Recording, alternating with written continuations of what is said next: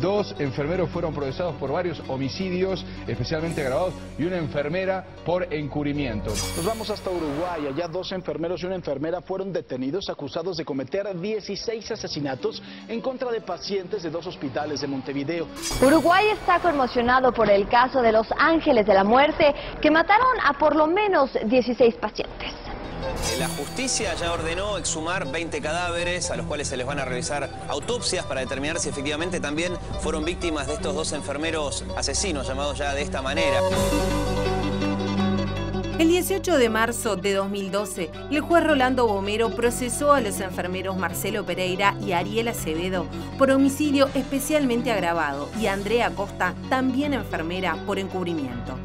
Las 2 personas admitieron numerosas situaciones idénticas, que a muchas personas les habían suministrado medicación para que fallecieran.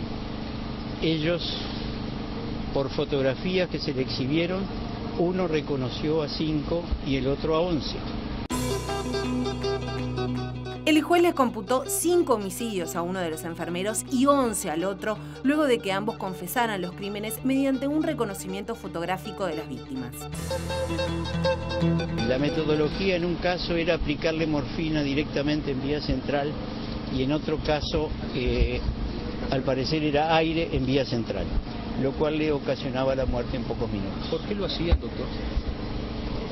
Según manifestaron, porque no querían ver sufrir a la gente. Podía ser que un mes no hiciera nada y que en otro actuara 2 o 3 veces. Es para que ellos y sus familiares dejen de sufrir. No eran pacientes al azar, se trataba de pacientes en etapa terminal. Tomé una decisión de parar, de hacer que la gente dejara de sufrir. En comunicación con el Amira, Jorge Yossi, pareja de Acevedo, dijo que la acusación los tomó por sorpresa y recordó cuando lo fue a buscar la policía. Llevamos una vida medianamente bien, ¿no? O sea, bien como lleva todo el mundo, digo. No somos ricos ni nada por el estilo, digo, pero teníamos todo un entorno muy bueno y de repente a las 8 de la mañana ves que toda tu vida te cambia, digo, es algo inesperado totalmente. Cuando Ariel se fue, yo le dije, no te vayas, le dije, porque vos, son las 9 de la noche, ellos no te pueden llevar ahora. Y si es para hacer una declaración nomás, si quiere venir, que venga, si no viene mañana. Y dijo, no, yo voy ahora, yo no tengo nada que ocultar. Todavía cuando sale, digo, ¿no querés que llame un abogado? No, ¿para qué? Me dijo. Así salió de casa. La misma noche en que se conoció la noticia, apareció en escena un personaje que sería determinante en el caso del enfermero Ariel Acevedo, la abogada Inés Maciotti. Como abogada es muy difícil en este caso, porque es defender a una persona que hace 20 años conozco, no pudo, creo, soportar más el estrés y creo que hay una patología psicológica, no psiquiátrica, porque fue periciado exhaustiva y correctamente por el forense dispuesto por la sede. Mi cliente es consciente de sus actos, confesó plenamente ante juez, fiscal y esta defensa que lo hizo por móviles de piedad. Maciotti, que es la abogada de Ariel Acevedo, uno de los enfermeros que está imputado allí en la ciudad de Montevideo, en Uruguay. Doctora, tenga usted muy buenas noches. Muy buenas, largas y agotadoras noches, señor. Agotadoras porque ha tenido usted trámite durante todo el día. Me han llamado de todo el mundo y estuve más de 24 horas en una audiencia y tuve un preinfarto en la plena audiencia. Oh. Y mire qué loco. Yo que estaba en una audiencia por un tema de esta naturaleza, el propio juez llamó a la coronaria móvil, porque yo ya tuve 2 preinfartos, y demoró 55 minutos. ¿Demoró 55 minutos para loco, ¿no? Lo que es la salud. Me hubiera convenido sacarme al que estaba en el carcelaje, me daba una inyeccióncita y pasaba mejor vida y no esperábamos la coronaria. Maciotti declaró que era amiga de Acevedo y que lo encontró aquella noche de casualidad en el juzgado. La abogada dijo además que su cliente había sido abusado sexualmente de pequeño.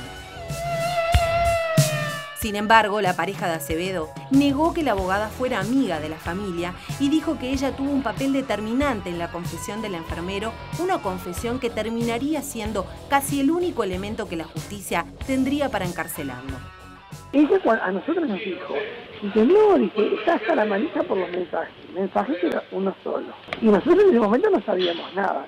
Y el pacto fue que parece que estaba tan enredada la cosa. Una de las vueltas que me llamó me dijo, fue el último día, ¿viste? El domingo último cuando estaban en el juzgado, que alguien que reconocía fotos de las personas que estaban ahí, y como que lo había hecho, que el juez lo iba a dejar ir con libertad condicional. Una cosa increíble de creer, pero en ese momento con la desesperación vos crees cualquier cosa. Después, a los 15 minutos me vuelve a llamar de nuevo. Y me dice que bueno, que eso no lo logró, que ella voy a tratar de que Ariel me llamara para que se hiciera culpable, porque igual iba a salir rápido. En La Española y en el Hospital Maciel comenzó el pánico entre los familiares que tenían pacientes en el CTI. Las denuncias se acumularon y llegaron a investigarse casi 200 casos. La autopsia realizada a Lemos en su momento detectó presencia de morfina, pero luego esa sustancia no fue encontrada en exámenes posteriores. La versión que indicaba que Acevedo mataba inyectando aire a los pacientes también comenzó a perder peso. En febrero de este año, el caso de los enfermeros comenzó a sonar nuevamente, pero ya con otro enfoque sobre la supuesta responsabilidad de los acusados. ACE clausuró la investigación sobre muertes en el Maciel y la junta que analizó las historias clínicas no encontró pruebas de homicidio. Ante la falta de evidencia forense, la confesión de Acevedo y Pereira es la prueba más sólida que justifica el procesamiento de ambos, una prueba que, como se vio, fue obtenida por la acción errática de una abogada. Meses después de confesar los crímenes, los dos enfermeros cambiaron la versión y ahora se declaran inocentes.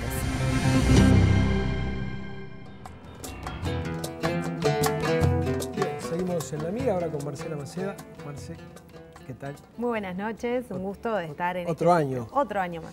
Bueno, vamos a plantear acá en este plano las interrogantes del caso que le pusimos. Son 6 puntos que vamos a ir viendo. El primero es la declaración bajo presión que sufrieron los enfermeros. Y uno puede decir, bueno, todos los que son detenidos por la policía son presionados para que declaren. No solamente en el ámbito policial, también en la justicia los jueces van a fondo. Acá lo que queremos destacar acá son algunos detalles de qué obtuvieron a partir de esa declaración, de esa presión o de esas interrogantes por parte del juez. Detalles que pudimos saber a raíz de la conversación con Jorge Yossi, que lo veíamos en el tape, pareja de Ariel Acevedo, el enfermero procesado que trabajaba en La Española. Y Jorge nos relata algunos episodios de la declaración de su pareja aquella noche en Delitos Complejos. Y concretamente lo que nos habla es el proceso por el cual los enfermeros reconocieron a las víctimas. Fue mediante las fotografías de las supuestas víctimas que se consiguieron a través de las cédulas de identidad. Sabido es, cualquier persona que ha tenido un familiar en un CTI sabe que son personas que se encuentran entubadas, que tienen máscaras, que no son fácilmente reconocibles en un ámbito común. Por lo cual ya llama la atención que los enfermeros hayan podido reconocerlos de manera tan fácil, siendo que nunca los vieron fuera del hospital y dentro de un CTI. Pero además, en un momento determinado, Ariel Acevedo, bajo mucha presión, según nos comentaba Jorge, toma todas las fotografías que estaban sobre la mesa, se las entrega al juez y le dice, los maté a todos. Obviamente el juez le pidió que viera una por una las fotos y que de esa manera no podía asumir los asesinatos de gente que ni siquiera había visto en sede penal. A esa altura, la recomendación que habían recibido de la abogada, polémica abogada, allí vimos el tape algunas declaraciones de ella, era que tenían que reconocerse culpables porque esa era la mejor salida. El segundo punto es la autoacusación en el marco de la cual hay 2 casos falsos, clarísimamente falsos. ¿Por qué? Porque en este caso estamos hablando de los homicidios que reconoce Marcelo Pereira, el enfermero que trabajaba en el Hospital Maciel, que asume 5 muertes, entre las cuales reconoce la de Teresa Cuello y Enrique Yarle. Pero luego el Hospital Maciel elabora una investigación que entrega al Ministerio de Salud Pública el 27 de marzo de 2012, donde dice que Marcelo Pereira no estaba en servicio la noche que fallecieron estas 2 personas y ni siquiera se encontraba dentro del Hospital Maciel. Clarísimamente se autoinculpó falsamente, en ese caso es muy claro. El punto 3, La falta de medicamentos. Se hizo una investigación en La Española. Luego vamos a conversar con el doctor Bañuelos a ver cuánta morfina es necesaria para matar a una persona. Pero, ¿qué es lo que se sabe de la falta de medicamentos? Se supone que en el caso de Marcelo Pereira, él asesinaba a los pacientes inyectándole morfina. Morfina que conseguía, según él, según su declaración, robándola de la Asociación Española y trasladándola para asesinar pacientes en el Hospital Maciel. Obviamente se abrió una investigación, todas las mutualistas y los hospitales tienen un inventario de los medicamentos que ingresan y obviamente de los que se utilizan en los tratamientos. Por lo tanto, cruzando estos datos, se podría ver fácilmente si hay un faltante, una fuga de medicamentos, cosa que en el Hospital Maciel y en La Española no se detectó. Pero de todas maneras, el Ministerio de Salud Pública lo que sí detectó fueron irregularidades en la farmacia de la Asociación Española. E incluso en el informe que entregan, dice que las muertes que ocurrieron entre 2003 y 2011 no resultan confiables y recomendó realizar una auditoría interna. Por lo tanto, algo que empezó por esta investigación, detecta una falla a nivel del control de los medicamentos dentro de La Española. Y una cosa que no es menor es cómo justificaron en su momento las autoridades del Ministerio de Salud Pública este supuesto faltante. Decían que Marcelo Pereira aprovechaba los momentos de crisis en un CTI, donde obviamente el personal médico está atento al paciente, para sustraer los medicamentos y así nadie lo notaba. El punto 4 es que nadie los acusó directamente. Sí, esto es uno de los puntos más relevantes, sobre todo teniendo en cuenta las declaraciones que se realizaron ante el juez y el fiscal. En el caso de Marcelo Pereira, hacía 3 años, según los funcionarios que trabajaban con él, que corría el rumor dentro del Hospital Maciel sobre esta actividad, podríamos decir, que él ejercía, que era ayudar a algunos pacientes con algunos medicamentos a que la muerte fuera acelerada. Vamos a ver algunos textos que surgen del acta de procesamiento. Sí, este que estamos viendo, sí, es de una enfermera del hospital que trabajaba en la unidad coronaria que decía, la forma, lo que hace, no lo sabemos. Se supone que fuera medicación intravenosa. Vamos a ver otro documento.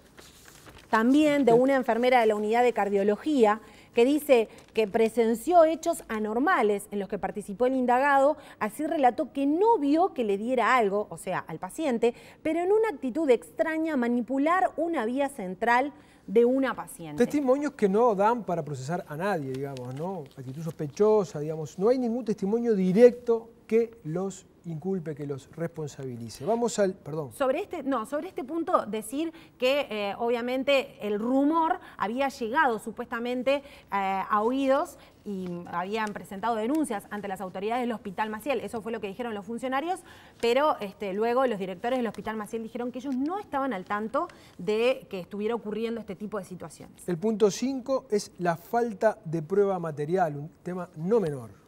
Yo diría que es uno de los 5 puntos, uno de los más importantes, teniendo en cuenta que, por una parte, Pereira había confesado las 5 muertes y Acevedo las otras 10.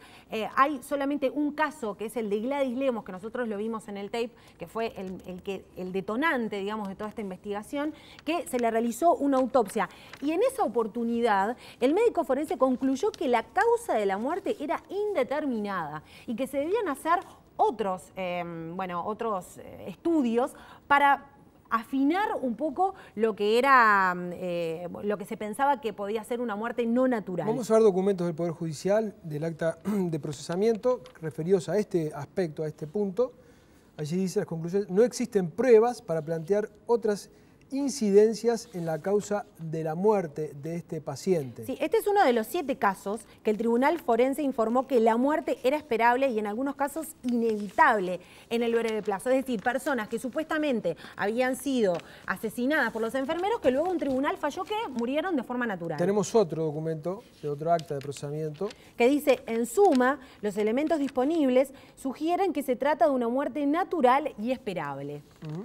Y podríamos seguir, tenemos una más para mostrarles que nuevamente dice, en suma, muerte previsible en el contexto de un paciente portador de una patología crónica a la cual se le agregan complicaciones intracraneanas. Es decir, eran todos pacientes terminales, pacientes que, según se concluyó, no había un elemento externo que había actuado. Vamos al 6º punto, que era una cosa que jugaba en contra de los enfermeros, que lo menciona allí la pareja de uno de ellos, y es el caso de los mensajes de texto que la policía utiliza como prueba supuestamente para vincularlos, y de allí aparece la vinculación con otra enfermera. En la prensa, un poco lo que tú hablabas al comienzo del programa, corrió mucho la versión de aquellos mensajes cruzados, una cadena de mensajes entre los enfermeros. La realidad es que en el auto de procesamiento solamente se habla de un mensaje, que es el que le envía la enfermera procesada a Marcelo Pereira, haciéndole un comentario sobre un paciente que estaba internado en La Española, al cual supuestamente Acevedo habría inyectado. Vamos a ver ahí, ¿no saben qué? Tenemos el tramo del acta de procesamiento donde se refiere al mensaje este de texto, a ver si lo podemos ver. En él se hacía referencia a que se le había suministrado una medicación a un paciente que se había ido a la farmacia y que habían quedado reanimándolo. Ese paciente era...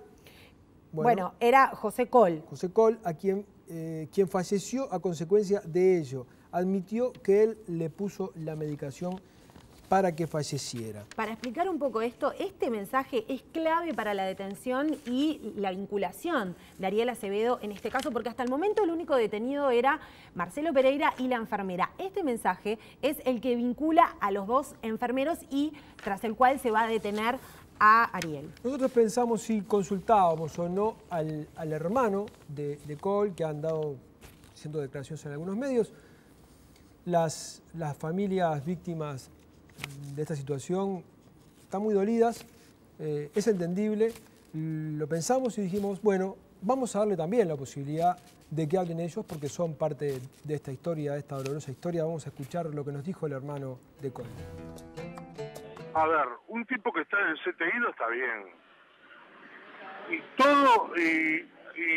todo lo que pueda tener, tanto sea grave, muy grave, o lo que sea, es un ser que está luchando por su vida.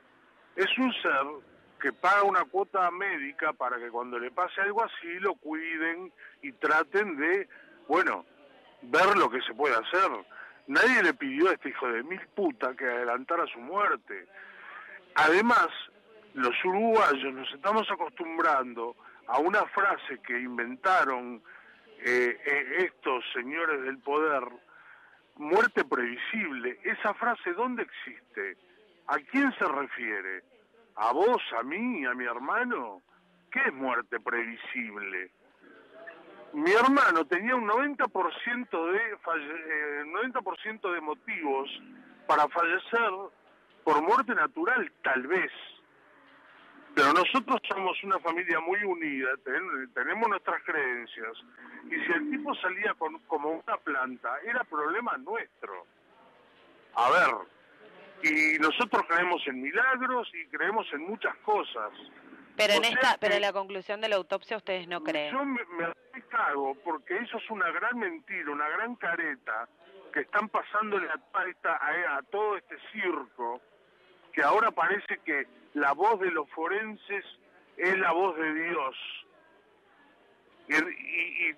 Y tras la voz de los forenses estamos olvidando que hay asesinos. Muerte previsible, disculpame las pelotas. Esa frase no existe. En lo que Coll no cree es en el estudio, el resultado de los forenses, que lo vamos a ver en esta placa ahora, donde se dice que, caso de Coll, una muerte previsible en el contexto de un paciente portador de una patología crónica, a la cual se le agregaron complicaciones intracraneanas. Obviamente él, como familiar, no cree en el informe de los forenses. En definitiva, en este caso, un agregado que tuvo es que el juez y la fiscal cambiaron, cosa que suele pasar en muchos casos. Jueces y fiscales que llegan, se encuentran con expedientes voluminosos, que tienen que empezar a estudiar, que se encuentran con un caso muy complicado, y desde fuentes judiciales se manejó la posibilidad de ahora aplicar el artículo 5 del Código Penal. Sí, concretamente lo que se conoce como homicidio imposible, algo que hasta el momento nadie sabía muy bien de qué se trataba. Nunca se aplicó en el país esta fórmula. Nunca. Homicidio imposible. Vamos a ver lo que nos dice el periodista Miguel Langón acerca de esto. El delito imposible en realidad es una conducta que no es delictiva, es un no delito. Por lo tanto, no debería ni estar regulado en el código. Los ejemplos clásicos son querer matar a una persona golpeándola con una hoja de papel, o apuñalar a un cadáver. Podrá ser un delito de vilipendio de cadáver, pero nunca va a ser homicidio, porque no se puede matar a un muerto.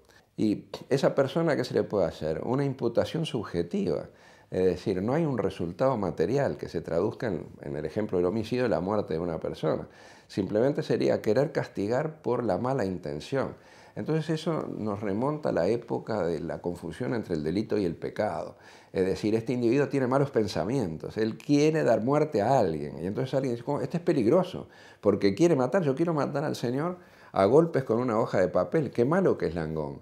Hay que hacer algo con él. Esa es la idea, pero en realidad Langón no hizo nada. Él bastaba que el otro... Era imposible, aunque pusiera la cabeza para que yo le pegara, no lo puedo matar, no lo puedo lesionar, no le puedo hacer ningún daño con una hoja de papel. Figura el homicidio imposible se haya exento de pena. Es decir, si como se informa de fuentes judiciales se le aplicase esto a los enfermeros, deberían quedar en libertad. Marcela, muchas gracias. Hasta la semana que viene. Nos vamos a una tanda y ya venimos con la entrevista con el doctor Homero Bañuelos.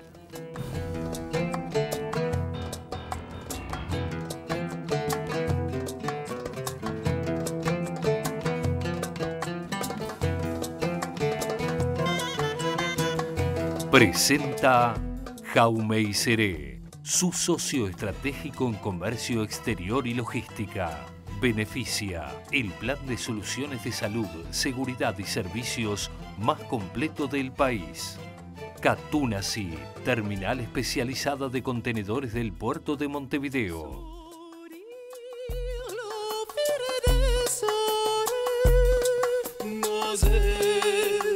La vida es cierta.